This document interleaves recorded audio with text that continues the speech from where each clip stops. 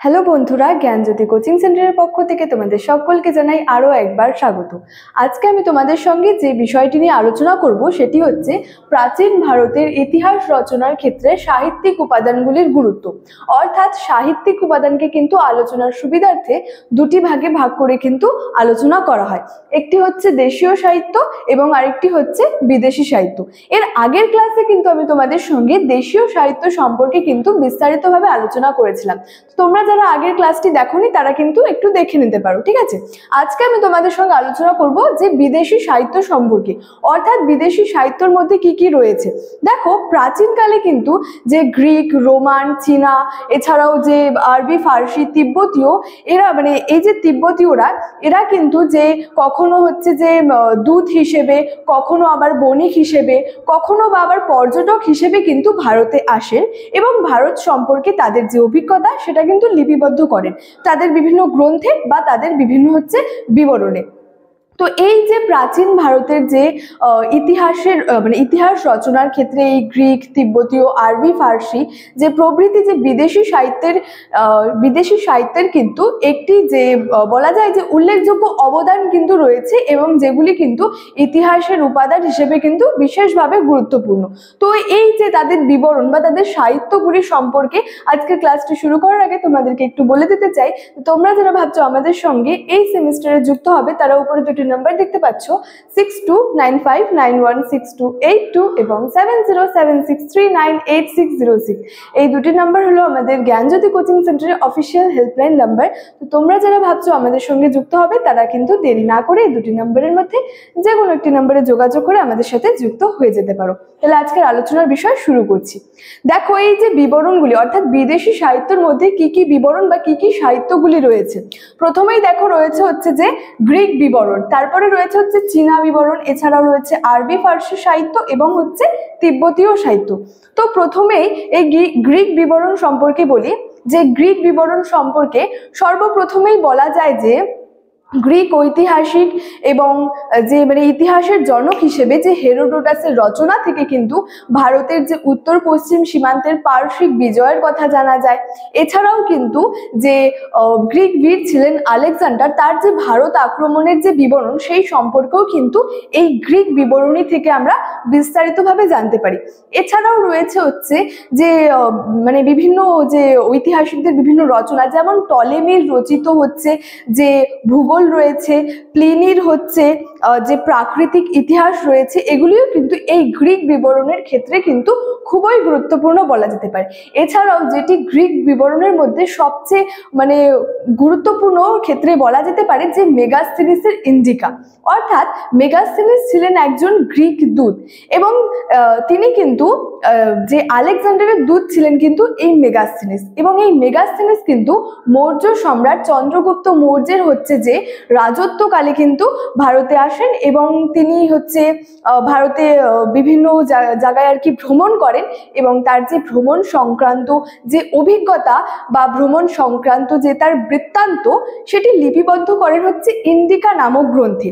এবং এই ইন্ডিকা গ্রন্থটি থেকে কিন্তু আমরা চন্দ্রগুপ্ত মৌর্য সম্পর্কে বিস্তারিতভাবে জানতে পারি। এছাড়াও তার যে শাসন ব্যবস্থা, তার যে সমাজ জীবন কেমন ছিল, এগুলি সম্পর্কেও কিন্তু বিস্তারিতভাবে জানতে পারি। তো এগুলি হচ্ছে কিন্তু এই গ্রিক যে বিবরণ সেটার মধ্যে কিন্তু বলা রয়েছে। নেক্সট হচ্ছে যে এই চীনা বিবরণ, অর্থাৎ চীনা বিবরণের মধ্যে কি বলা রয়েছে। দেখো, মূলত বলা যায় যে চীনা বিবরণ ছিল হচ্ছে ধর্মকেন্দ্রিক, অর্থাৎ ভারতের যে ধর্ম, সংস্কৃতি, যে সমাজ, সেই সম্পর্কে কিন্তু বিবরণগুলি যে রয়েছে সেগুলি কিন্তু এই চীনা সাহিত্যগুলি থেকে বা চীনা বিবরণগুলি থেকে কিন্তু পাওয়া যায়। তো এই চীনা বিবরণের মধ্যে কি কি বিবরণ রয়েছে বা যে কোন কোন আর কি চীনা পর্যটকদের কি কি গ্রন্থ বা কি কি বিবরণ রয়েছে।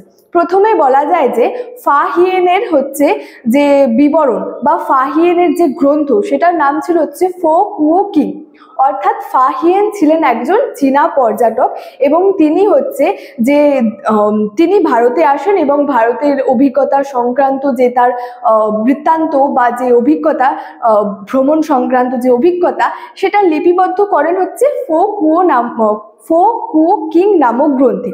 তো তো তার এই গ্রন্থ থেকে কিন্তু বিস্তারিতভাবে আমরা যে চীনা বিবরণ সম্পর্কেও কিন্তু বিস্তারিতভাবে জানা যায়। এছাড়াও কি রয়েছে দেখো, হিউয়েন সাং এর যে রয়েছে সি ইউ কি, এই হিউয়েন সাং হচ্ছে হর্ষবর্ধনের রাজত্বকালে কিন্তু ভারতে আসেন এবং তার যে গ্রন্থটির নাম রয়েছে সেটা হচ্ছে সি ইউ কি। ঠিক আছে, এছাড়াও বলা যায় যে ইত সিং এর যে বিবরণী সেটাও কিন্তু এই চীনা বিবরণীর ক্ষেত্রে বা চীনা সাহিত্যের ক্ষেত্রে কিন্তু বিশেষভাবে উল্লেখযোগ্য এবং ইত সিং এর যে বিবরণ সেখান থেকে কিন্তু যে বৌদ্ধ ধর্মের যে বিস্তারের যে বিভিন্ন বিষয় বা বৌদ্ধ ধর্মের যে বিষয় সেগুলি নিয়ে কিন্তু এই ইত সিং এর বিবরণীতে কিন্তু আলোচনা করা রয়েছে। নেক্সট দেখো রয়েছে হচ্ছে যে আরবি ফার্সি সাহিত্য, অর্থাৎ আরবি ফার্সি সাহিত্যতে কি রয়েছে, মূলত এই সাহিত্যতে অর্থাৎ এই আরবি ফার্সি সাহিত্যতে কিন্তু যে ভ্রমণ এবং ভূগোল বিষয়ক যে সমস্ত গ্রন্থগুলি রয়েছে সেগুলি কিন্তু এখানে বলা হয়েছে। তো এক্ষেত্রে বলা যেতে পারে যে আরবদের যে সিন্ধু অভিযান সেটার সম্পর্কে বা সেটার যে বিবরণ সেটা আমরা পেয়ে থাকি হচ্ছে চাচনামা গ্রন্থে। এছাড়াও যে আল বেরুনির যে গ্রন্থ তহকিক ই হিন্দ, এটিও কিন্তু এই আরবি ফার্সি সাহিত্যের ক্ষেত্রে বেশ গুরুত্বপূর্ণ। তো আল বেরুনি হচ্ছে সুলতান মাহমুদের যে ভারত আক্রমণের সময় কিন্তু ভারতে আসেন এবং তিনি ভারতে হচ্ছে বেশ যে শিক্ষা সংস্কৃতির প্রতি তিনি মানে তার খুব বলা যায় যে আকৃষ্ট হন এবং তিনি তার যে অভিজ্ঞতা সেটি লিপিবদ্ধ করেন হচ্ছে তহকিক ই হিন্দ গ্রন্থে। তো সেই গ্রন্থ থেকে কিন্তু ভারতের যে অর্থনৈতিক, সামাজিক, সাংস্কৃতিক, রাজনৈতিক সম্পর্কে বা সংস্কৃতি সম্পর্কে কিন্তু আমরা তার গ্রন্থ থেকে কিন্তু জানতে পারি। অর্থাৎ এই যে ভারতের যে ইতিহাস জানার ক্ষেত্রে কিন্তু এই যে আল বেরুনির যে গ্রন্থ সেটা কিন্তু খুবই গুরুত্বপূর্ণ।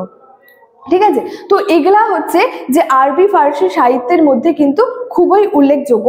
এছাড়াও বলা যায় যে ফার্সি গ্রন্থ ছিল অল আলম, এখান থেকে যে ভৌগোলিক যে একটা তথ্য সেটার প্রদানের জন্য কিন্তু এই ফার্সি গ্রন্থ অল আলম খুবই উল্লেখযোগ্য। নেক্সট দেখো রয়েছে যে তিব্বতীয় সাহিত্য, যেমন আমরা যে বিদেশি সাহিত্যের মধ্যে যেমন হচ্ছে গ্রিক বিবরণ, এছাড়াও যে চীনা বিবরণ, আরবি ফার্সি সাহিত্য যেমন বিশেষভাবে গুরুত্বপূর্ণ, ঠিক তেমনই কিন্তু এই তিব্বতীয় যে সাহিত্য সেটাও কিন্তু খুব বিশেষভাবে আর কি গুরুত্বপূর্ণ।